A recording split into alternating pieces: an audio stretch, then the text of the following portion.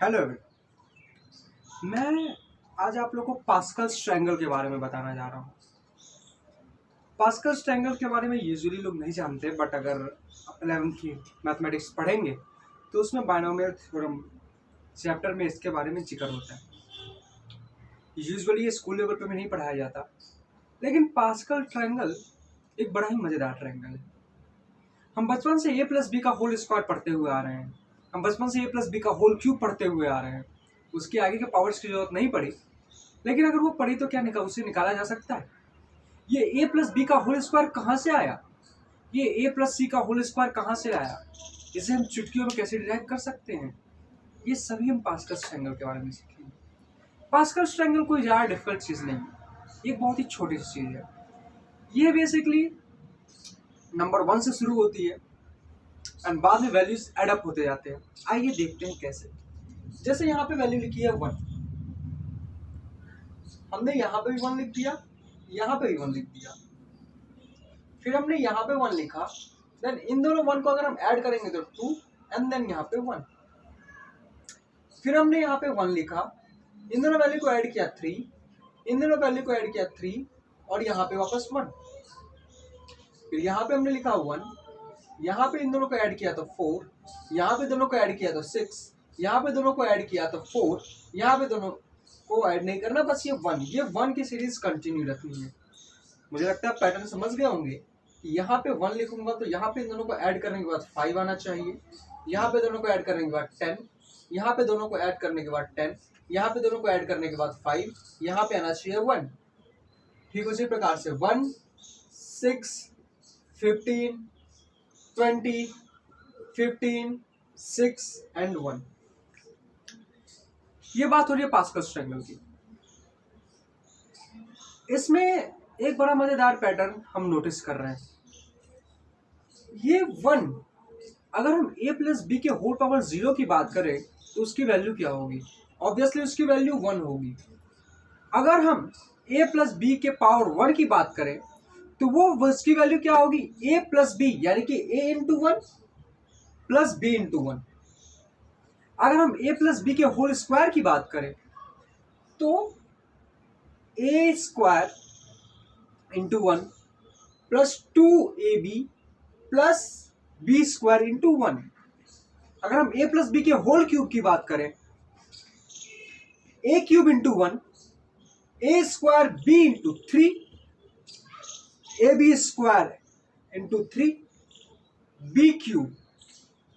एक और चीज नोटिस करना पड़ेगा इसमें। वो चीज नोटिस करने वाली ये है कि हम जो जो आगे बढ़ रहे हैं, a की हाईएस्ट पावर एक एक कम होती जा रही है और b की पावर उतनी ही बढ़ती जा रही है जितनी कि a की पावर घटी। For example a plus B के होल स्क्वायर की मैं बात करूं तो सबसे पहले आता है a स्क्वायर, क्योंकि होल स्क्वायर है तो a की हाईएस्ट पावर 2 हो सकती है। अगले स्टेप में हम करते हैं 2ab, यानी कि a के पावर 2 से 1 कम हो गई तो वो हो गया 1a, और b का पावर तो 0 था सिर्फ a स्क्वायर में, तो b की पावर 1 बढ़ी इसमें तो वो हो गया b, तो ये हो गया 2ab। अगला स्टेप आएगा तो उसमें क्या होगा? a की पावर एक और कम हो गई, यानी कि जब a की पावर 1 थी तो a हुआ, उसमें एक और पावर कम हो जाएगी तो वो सिर्फ और सिर्फ 1 बचेगा, क्योंकि किसी पावर वैल्यू की पावर 0 1 होती है। तो बेसिकली क्या बचेगा? वो सिर्फ और सिर्फ b स्क्वायर, बिकॉज b की प्रीवियस पावर 1 थी, नेक्स्ट पावर 2 हो सकती है, तो इस प्रकार से वो बचेगा b स्क्वायर। अगर हम उसे a प्लस बी के होल क्यूब वाले में डाल के देखते तो सबसे पहले a की हाईएस्ट पावर आनी चाहिए थी 3। नेक्स्ट स्टेप में a की पावर 1 कम हो जाएगी और b की पावर 1 बढ़ जाएगी, यानी कि a की पावर 3 से हो जाएगी a स्क्वायर, b की पावर 0 से हो जाएगी b टू द पावर 1, और हमारा पास्कल्स ट्रायंगल बोलता है कि उसको अगली बार मल्टीप्लाई करना है 3 से। ये तरीका है पास्कल्स ट्रायंगल के थ्रू पावर्स को लिखने का। लेकिन ये पास्कल ट्रायंगल की वैल्यू हम कहीं भी अप्लाई कर सकते हैं? शायद नहीं, क्योंकि अगर हमसे पूछा जाए कि a plus B to the power 6 कितना होगा, a plus B to the power 10 कितना होगा, उस समय हम ये ट्रायंगल बनाने के लिए नहीं बैठेंगे। उस समय हमें एक छोटा सा फॉर्मूला काम आने वाला है जो कि सम ऑफ कॉम्बिनेशंस का है। जैसे हम जानते हैं कि NCR किसी भी कॉम्बिनेशन को इस प्रकार से लिखा जाता है NCR, जिसकी वैल्यू होती है n factorial upon r factorial into n minus r factorial. ये वैल्यू होती है, इसी वैल्यू के आधार पर इसमें चीजों को पुट किया जाएगा। जैसे यहां अगर हम यहां पे बात कर रहे हैं तो ये होगा सिर्फ और सिर्फ NC0। क्यों होगा NC0? क्योंकि a प्लस बी की पावर होल 0 से हमने शुरुआत किया था, तो 0 पे हमने डाला। हमेशा शुरुआत हमें NC0 से ही करना है। n यानी कि मैक्सिमम पावर 0, फिर NC1, NC2, ये कहां तक जाएगा? n के मैक्सिमम पावर तक जाएगा। जैसे कि यहां पे हमें a प्लस बी के होल पावर 1 के बारे में लिखना था, तो NC0, NC1, आप ये वैल्यू चेक कर सकते हैं कैलकुलेट करके, ये एग्जैक्ट यही वैल्यूज होंगी। यहां पे देखें NC0, a प्लस बी के होल स्क्वायर की बात हो रही है, यानी कि n हमारा 2 होगा। NC0, NC1, NC2 यानी कि 2C1 और 2C0, 2C1, 2C2। अगर हम इस वाले में a प्लस बी के होल क्यूब की बात करेंगे, n की वैल्यू हमारी 3 हो गई।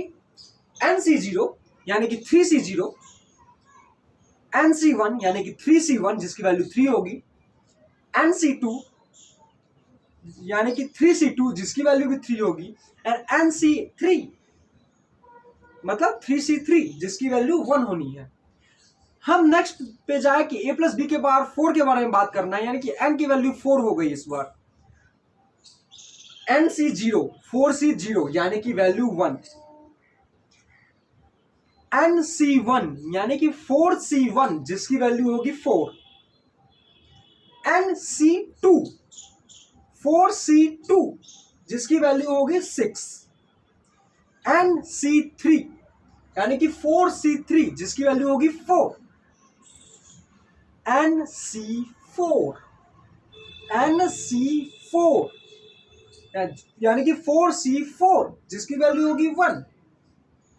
तो मतलब हम इसमें एक पैटर्न को समझ रहे हैं कि n का जो शुरुआत होना है वो NC0 से होना है और जाना NCn तक है। इसमें एक और बात होगा, नंबर ऑफ टर्म्स कितने होंगे। तो अगर हम 1 से लेके 10 तक की बात करते हैं तो हमें पता है कि उसमें 10 नंबर हैं। अगर हम 1 से 20 की बात करते हैं तो हमें पता है उसमें 20 नंबर हैं। लेकिन आपने एक बात गौर किया होगा कि हम शुरुआत कहां से करते हैं? NC0 से शुरुआत करते हैं। तो यानी कि अगर हमने 0 से शुरुआत की तो अगर n की वैल्यू 5 होगी तो 0, 1, 2, 3, 4, 5, 6 नंबर आ गए। ठीक उसी प्रकार से जो हमारी n की वैल्यू होगी उससे एक ज्यादा टर्म इनमें आपको देखने को मिलेगा। तो ये बेसिकली एक कॉन्सेप्ट है पास्कल्स ट्रायंगल का, जो कि बायनोमियल थ्योरम में पावर को फाइंड आउट करने में बहुत ही ज्यादा हेल्पफुल होती है। Thank you.